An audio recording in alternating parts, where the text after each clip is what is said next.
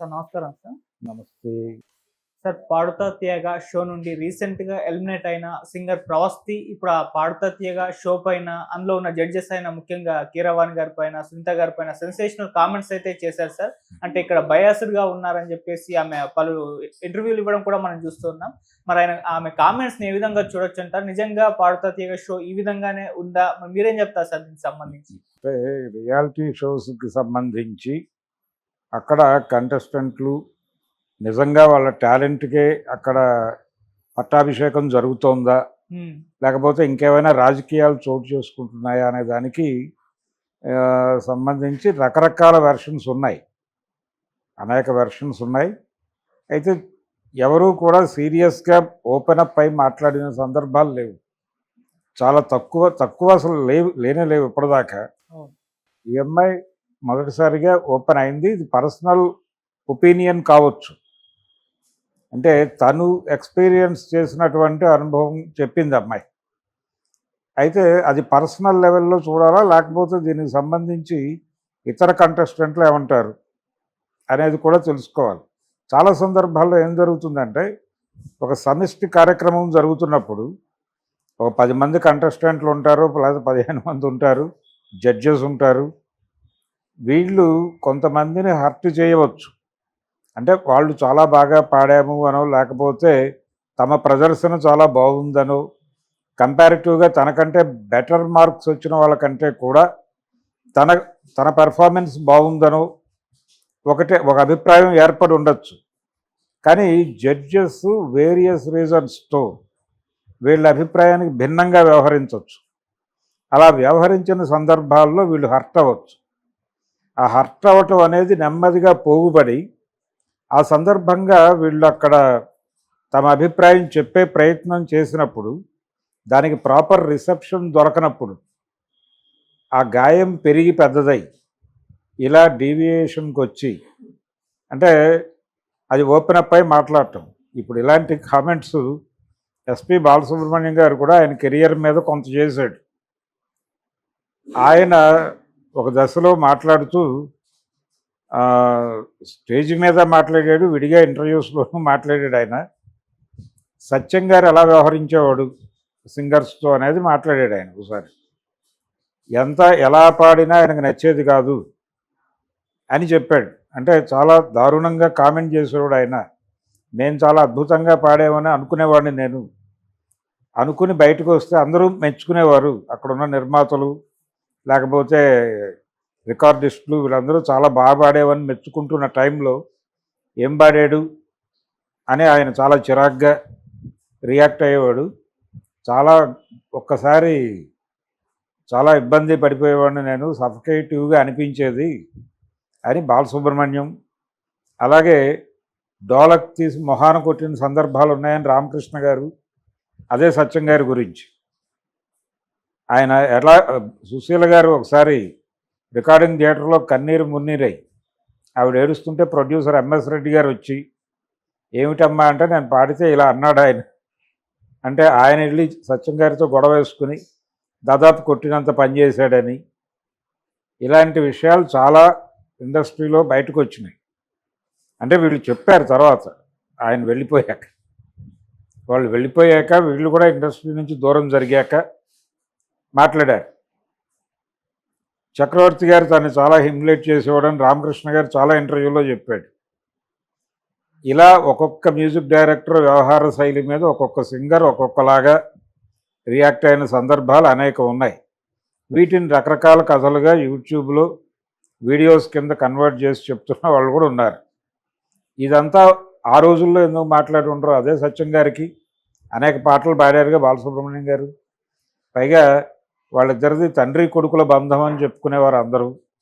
అయితే ఒక పర్టికులర్ సిచ్యువేషన్లో ఆయన గాయపడ్డాడు, నేను పాడను అన్నాడు. మర్నాడు వెళ్ళి పాడాడు మళ్ళీ. అలా నడుస్తుంది.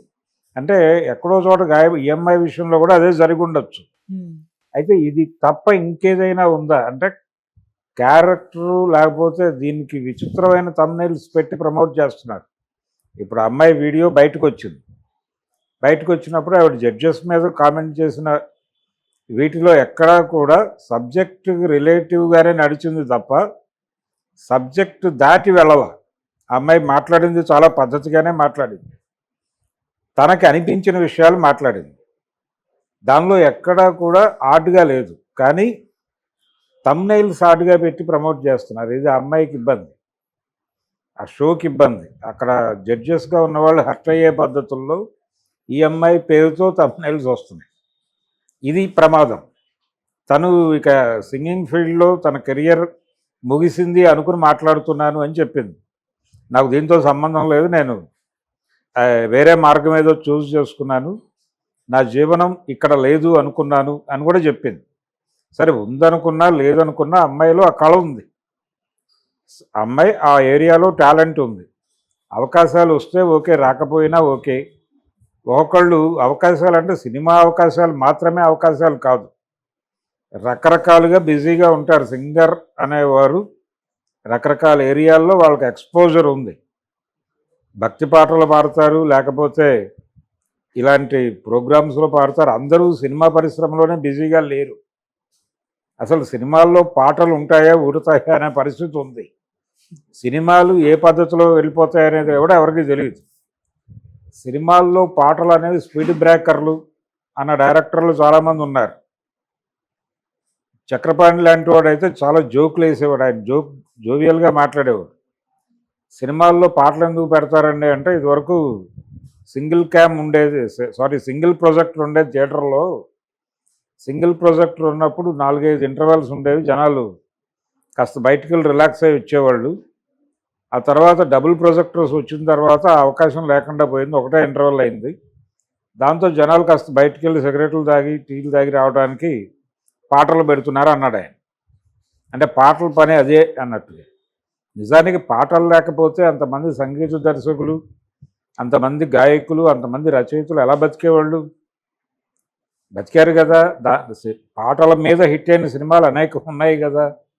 కాబట్టి సినిమాలో పాట అనేది ఒక అంతర్భాగం, కానీ అది అంతర్ధానం అయ్యే పరిస్థితులు కూడా కనిపిస్తున్నాయి. ఇప్పుడు ప్రజెంట్ జనరేషన్ వస్తున్న సినిమాలు మారిన తీరు రీత్యా. కానీ గాయకులకి పని తక్కువ లేదు, వాళ్ళకి డిఫరెంట్ ఏరియాల్లో రకరకాల ఓపెనింగ్స్ ఉన్నాయి. ఆ ఓపెనింగ్స్ని వినియోగించుకుని వాళ్ళు కెరియర్లో ముందుకెళ్ళొచ్చు. సినిమా సంగీతమే లేకపోతే ఇప్పుడు ఇందులో జడ్జెస్గా ఉన్నవారు మాత్రమే అవకాశాలు ఇచ్చేది కాదు. ఆ అమ్మాయి ఫీల్డ్ వదిలి వెళ్ళాల్సిన అవసరం ఉంది, ఈ ఏరియా వదిలి వెళ్ళాల్సిన అవసరం కూడా అంతకంటే లేదు. వీళ్ళు కాకుండా ఒక మ్యూజిక్ డైరెక్టర్తో పడని ఇంకొక మ్యూజిక్ డైరెక్టర్లు ఆదరించి పాటలు ఇచ్చినటువంటి గాయకులు కూడా ఉన్నారు కదా, గాయని మనులు ఉన్నారు. చాలామంది మాట్లాడుకునేవాళ్ళు ఇదివరకు. అంటే ఇళయరాజా గారు ఆయన ఎక్కువగా అంటే జానకి పాడకపోతే ఆ సినిమాలో ఆయన ఏదో కొంత ఇబ్బందిగా ఫీల్ అయ్యేవాడు అని చెప్పుకునేవారు జనాలు. అలాగే ఎక్కువ మెజారిటీ సాంగ్స్ ఆవిడతోనే పాడించుకునేవాడు ఆయన. చిత్ర వచ్చిన తర్వాత కొంత అటువైపు మొగ్గేడు, కానీ అప్పటి వరకు ఆయన జానకి వైపే ఉన్నాడు. సుశీల గారికి తక్కువ అవకాశాలు దొరికేవి ఇళయరాజా దగ్గర, చాలా రేర్ సాంగ్స్ పాడించుకునేవాడు ఆయన.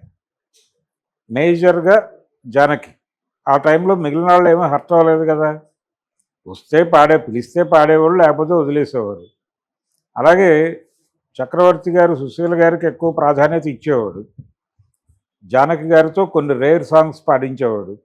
అంత మాత్రం చేత ఆవిడ టాలెంట్ ఏమీ దెబ్బతినలేదు కదా. ఎవరి పద్ధతిలో వాళ్ళు అవకాశాలు ఇస్తారు, కానీ అవకాశాలు వస్తాయి. అంత మాత్రం చేత ఇది షట్ డౌన్ ఎవరి మీదో విమర్శ చేశాం కాబట్టి ఇక్కడ కెరియర్ ముగిసింది అని అనుకోనక్కర్లేదు ఆవిడ. తన కెరియర్ ఇక్కడ కూడా ఉంటుంది, తనలో కళ ఉంది. ఆ కళ ఉంది కాబట్టి తన ఆ కళ ఆధారంగా ఎక్కడైనా జీవితాన్ని ముందుకు తీసుకెళ్ళచ్చు. దానికి సంబంధించి డిస్కరేజ్ కానక్కర్లేదు. కానీ రెండోది, క్యారెక్టర్ మీద అమ్మాయి ఏమీ దాడి చేయలేదు. ఆ అమ్మాయి పేరు చెప్పి ఇతరులు దాడి చేస్తున్నారు, కానీ ఆవిడ ఎవరి మీద అంటే వాళ్ళ బిహేవియర్ సబ్జెక్టుకి కన్ఫైన్ అయ్యి మాత్రమే విమర్శ నడిచింది. నేను టోటల్గా ఆవిడ ఘోష విన్నాను. ఆ ఘోషలో ఎక్కడ అంటే ఒక మాట చాకిరీ అనే పదం వాడారు. ఆ చాకిరీ ఏమిటి అనేది ప్రపంచానికి తెలుసు. ఇలాంటి కొన్ని లూజ్ ఎండ్స్ ఉన్నాయి. ఆ లూజ్ ఎండ్స్ మీద రకరకాల వ్యాఖ్యానాలు చేయవచ్చు. అలా వ్యాఖ్యానాలు చేసుకోవడానికి ఒక లీడ్ ఇచ్చింది అమ్మాయి. ఆ లీడ్ పట్టుకుని వెళ్ళేవాళ్ళు వెళ్తారు, అది గొడవ వేరు. కానీ అది కూడా ఇవ్వక్కర్లేదు నిజానికి. స్ట్రైట్ అవే తను ఎక్కడ సఫర్ అయింది, ఎక్కడ సఫకేట్ అయింది అనేది వీడియో చేయగలిగిన ధైర్యం ఉన్నప్పుడు, అవసరమైతే ఈ ఏరియాని క్విట్ చేస్తాననే ధైర్యం ఉన్నప్పుడు, పేర్లతో సహా చెప్పినప్పుడు, ఇప్పుడు కీరవాణి గారికి శివరంజన్ రాగం పాడితే ఇష్టం ఉండదు అందావిడ అని చెప్పేవాళ్ళు మాకు. కానీ మరి ఆయన ఆ ఏరియాలో శివరంజన్లో కొన్ని పాటలు చేశారు కదా అని కూడా తనే అంది. ఈ అమ్మాయి పాడిన పాటలో ఎక్కడో ఆయనకి అభ్యంతరం కలిగి ఉండొచ్చు. శివరంజన్ విషాదానికి వాడతారు, కానీ దాన్ని తీసుకొచ్చి డ్యూయెట్లకు వాడిన సంగీత దర్శకుడు ఉన్నాడు, ఇళయరాజా గారు. మరి ఆ సందర్భంగా అక్కడెక్కడో ఈవిడ పాడిన పాటలో ఆ ఎక్స్ప్రెషన్ పలక్కో ఏదో జరిగి ఆయన కొంచెం ఇబ్బంది పడి నో అని ఉంటాడు. అంత మాత్రం చేత ఆయనకు అది ఇష్టం లేదు అని అనుకోవడం కరెక్ట్ కాదు కదా. అంటే పర్సనల్ ఒపీనియన్ నుంచి ఒక జనరల్ ఒపీనియన్ ఫ్రేమ్ చేయటం అనేది కొంచెం చైల్డిష్గా అనిపిస్తుంది. ఆ జడ్జెస్ మీద నాకు అర్థమైనంత వరకు ఆ అమ్మాయి సఫకేట్ అయింది. గతంలో బాలసుబ్రహ్మణ్యం గారి కజినే ఉండేవాడు శాస్త్రి అని ఆవిడ చెప్పింది. పాడతాతీగా బాలసుబ్రహ్మణ్యం గారి రోజుల్లో నేను చేసినప్పుడు ఇలాంటి ఇబ్బందులు ఏవి ఎదురు కాలేదు అని చెప్పింది అమ్మాయి. నిజానికి అప్పుడు ఆ వ్యవహారాలన్నీ శాస్త్రి గారు చూసుకునేవాడు. ఆయన బాలసుబ్రహ్మణ్యం గారి కజిన్, ఆయన ఒక సినిమాలో నటించాడు కూడా, ఈనాడులో ఉండేవాడు, ఆయన ఈనాడు గ్రూప్లో పనిచేసేవాడు.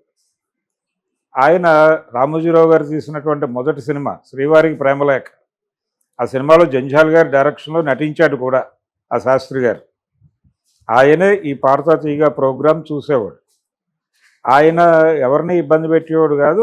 ఆయన రోజుల్లో బాగానే జరిగేది అది. ఆయన పేరు ప్రస్తావించింది అమ్మాయి, ప్రస్తావించి శాస్త్రి అంకుల్ బాగా చూసుకునేవారు మమ్మల్ని అని. చూసుకున్నారు. ఇప్పుడు మారింది పరిస్థితి, ఇప్పుడు వేరే వాళ్ళు వచ్చారు.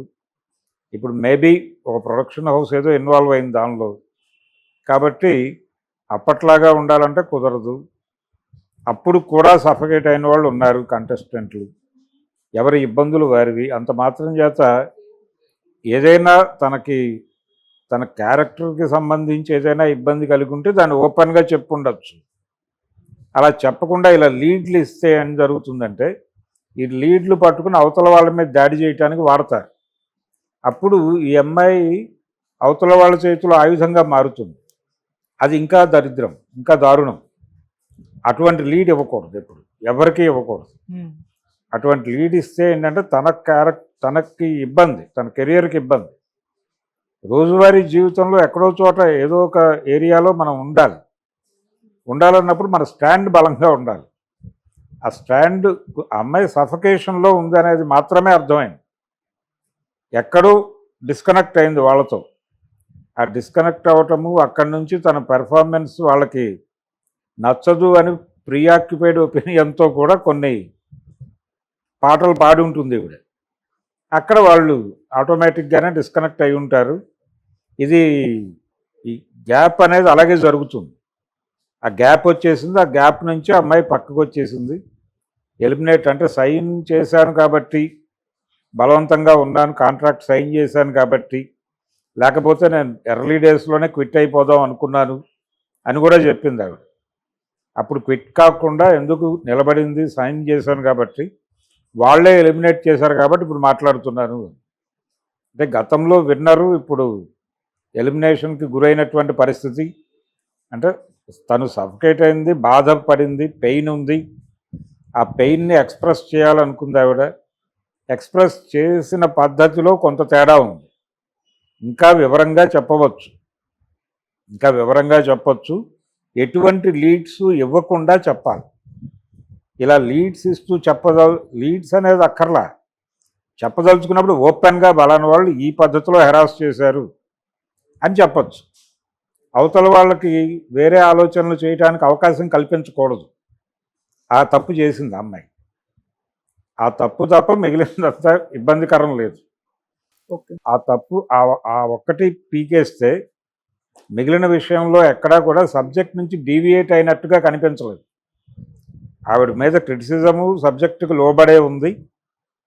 అలాగే ఇతర వ్యవహారాలు కూడా అది సహజంగా జరిగేదే, ఎనీ కాంబినేషన్ జరిగేదే. నాకు అన్యాయం జరిగింది, నాకు అన్యాయం జరిగిందని కెరియర్లో చాలామంది మాట్లాడారు. ఒక్కసారి పాత గాయకుడు రామకృష్ణ గారి ఇంటర్వ్యూలు చూస్తే నాకు చక్రవర్తి గారు, సత్యం గారు కలిసి అన్యాయం చేశారని ఆయన చాలా ఇంటర్వ్యూల్లో చెప్పుకున్నాడు. కొన్ని ఇంటర్వ్యూల్లో చాలా క్లియర్గా ఎస్పి బాలసుబ్రహ్మణ్యం కోసమే నాకు అన్యాయం చేశారు వీళ్ళని కూడా చెప్పాడు. ఇలా ఎవరి సఫికేషన్ వారికి ఉంటుంది, ఎవరి పెయిన్ వారికి ఉంటుంది. ఒక న్యూ ఇయర్ డేకి దూరదర్శన్లో రామకృష్ణ, బాలసుబ్రహ్మణ్యం ఈ గొడవలన్నీ అయిపోయాక వాళ్ళిద్దరూ కలిసి ఒక ప్రోగ్రాం చేశారు. అన్నదమ్ముల్లాగానే వ్యవహరించారు. ఆయన తమ్ముడు అనే పిలిచాడు ఈయన రామకృష్ణ. మరి ఆ సందర్భంగా ఆ వేదిక మీద కలిసే ఉన్నారు. అంతకుముందు బయట విపరీతంగా ఆయన తిట్టాడు. ఈయనేం మాట్లాడలేదు కానీ ఆయన తిట్టాడు.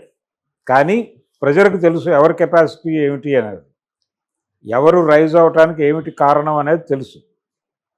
రామకృష్ణ గారుకి ఆయన గానానికి ఒక లిమిటేషన్ ఉంది. ఆ లిమిటేషన్ చాలదు ఇండస్ట్రీకి. ఇంకొక ఏరియాకి వెళుతున్నటువంటి ఒక జనరేషన్ మారుతున్నటువంటి సంధి దశ అది. ఆ సంధి దశలో ఆయన అక్కడ వరకు ఫిట్ అయ్యాడు. ఆ తర్వాత జనరేషన్కి పాడటానికి సంబంధించిన క్యాపబిలిటీస్ బాలసుబ్రహ్మణ్యంలో పుష్కలంగా ఉన్నాయి. దాంతో ఆయన క్యారీ ఫార్వర్డ్ అయిపోయాడు, ఈయన ఆగిపోయాడు. అది రీజన్. అంతకు మించి వేరే ఈయన ఎవరో తొక్కడమో అలాంటివి ఏం జరగలేదు. కానీ ఆయన అనుకున్నాడు అలా. ఆయన పాడుతున్న రోజుల్లో కూడా ఆయన మీద విమర్శ ఉంది.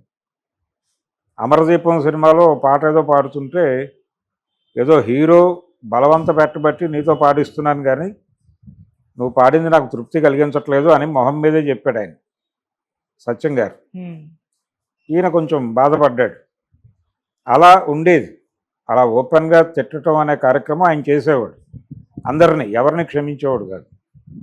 ఎవరికైనా ఎవరు పాడిన పద్ధతి అయినా నచ్చకపోతే అందరి ముందు రివ్యూ పెట్టి చెప్పేవాడు ఆయన. అవతల వాళ్ళు ఏడ్చేవాళ్ళు, మొత్తుకునేవాళ్ళు, అలాగే ఉండేది పద్ధతి. అందుకని ఆయన వెళ్ళిపోయిన తర్వాత ఆయన మీద అందరూ మాట్లాడారు. అలాంటి సఫికేషన్ ఏదన్నా అయి ఉండొచ్చు అమ్మాయికి, అది ఎక్స్ప్రెస్ చేసింది. దీన్ని లీడ్ ఇవ్వకుండా ఆలోచించగలిగితే ఇండస్ట్రీకి మంచిది. ఓకే. సో ఇప్పుడు దీని పట్ల వాళ్ళు రెస్పాండ్ అవుతారంటారా సార్? షో నిర్వాహకులు కానీ జడ్జెస్ కానివ్వండి. రియాక్ట్ అవ్వరని నేను అనుకుంటున్నాను. వీళ్ళు కూడా, జడ్జెస్ కూడా ఎవరు మాట్లాడరు. మేబీ రేపు పొద్దున వాళ్ళు ఇంకొక ఏరియాలో ఇంటర్వ్యూస్ ఇస్తారు, ఏవో పర్సనల్ లెవెల్లో ఏదో ఛానల్కి ఏదో ఇంటర్వ్యూ ఇస్తారు. ఇప్పుడు సునీత గారికి ఇంకొక సింగర్కి మధ్యలో ఏదో గ్యాప్ ఉంది ఉష గారికి అని ఓ ప్రచారం ఉండేది. దానికి సంబంధించి వాళ్ళిద్దరినీ తర్వాత రోజుల్లో ఇంటర్వ్యూస్లో అడిగినప్పుడు అదేం లేదు, మేము ఏదో ఉండేది కానీ అవన్నీ పెద్ద కన్సిడర్ చేయాల్సింది కాదని మాట్లాడారు కదా. అలాగే రేపు ఎప్పుడో ఏదో ఇంటర్వ్యూలో ఆవిడ ముందుకి ఈ ప్రశ్న రావచ్చు, ఫలానా సింగర్ మీ గురించి ఒక వీడియోలో కామెంట్ చేశారు, ఇది నిజమా, మీరు ఎలా ఫీల్ అయ్యారు అని అడగచ్చు. 1,00,000 మాట్లాడతారండి, అవన్నీ పట్టించుకుంటే ఈ ఏరియాలో ఉంటామా అని చెప్పచ్చు ఆవిడ. సీరియస్గా అలా మాట్లాడటం పద్ధతి కాదు కదా అని కూడా రియాక్ట్ కావచ్చు, వాళ్ళ ఇష్టం.